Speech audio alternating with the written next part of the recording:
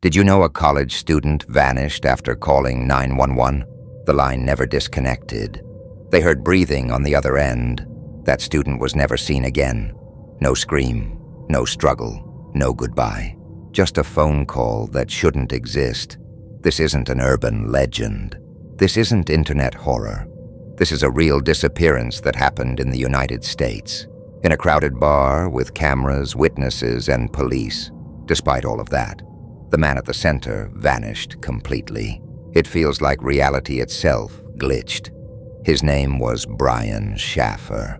Brian Shaffer was 27 years old, a medical student at Ohio State University, intelligent, social, known for being reliable and kind. He wasn't someone who drifted. He wasn't reckless. He wasn't known for running away or disappearing. But in the months before he vanished, something inside Brian fractured. In December of 2005, Brian's mother died suddenly after a battle with cancer.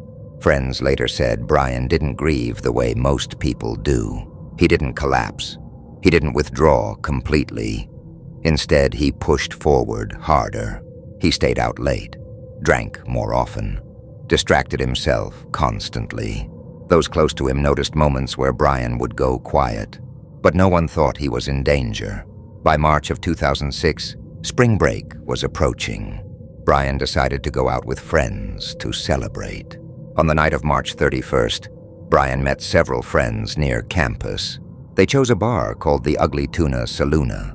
The bar was located on the second floor of a building, above a row of small businesses. To enter, you had to walk up a narrow staircase from the sidewalk. Inside, it was exactly what you'd expect from a college bar.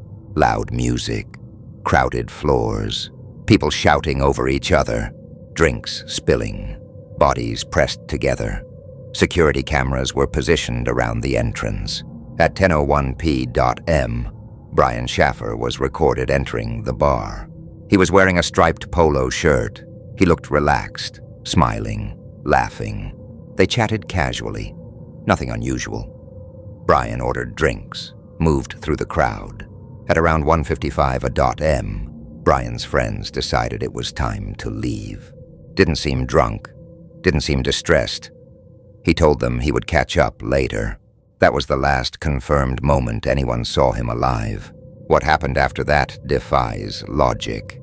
The Ugly Tuna Saloona had multiple security cameras. One camera was positioned to capture the staircase entrance and exit. Every couple, every group, every employee. Police later reviewed more than 14 hours of footage. He does not walk down the stairs. He does not leave with someone else. He does not leave alone. He simply disappears. No back doors, no open windows, no accessible fire escape. According to the evidence, Brian entered the bar, and then he ceased to exist.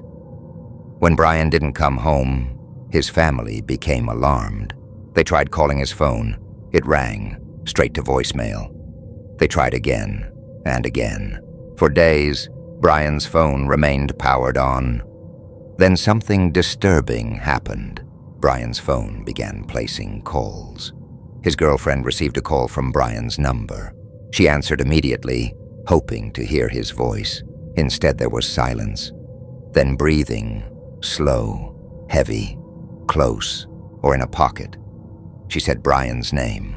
Then came the most chilling detail of all. Dispatchers later said they could hear faint background noise. Then the line disconnected. That was the final recorded activity from Brian's phone.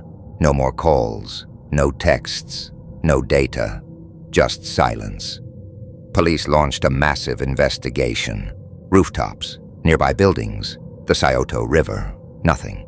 No blood, no wallet, no jacket, no keys, no sign that a crime had even taken place. The theories began to pile up. Some believed Brian fell into a nearby construction site. Others believed Brian left through a staff-only exit. Another theory suggested Brian staged his disappearance. But Brian left behind his passport, his money, his car, his future. Years later, Brian's father received a voicemail. No caller ID, no timestamp, just static. but his family said they recognized the sound. Where are you from? Comment your country, and I'll tell you its darkest disappearance.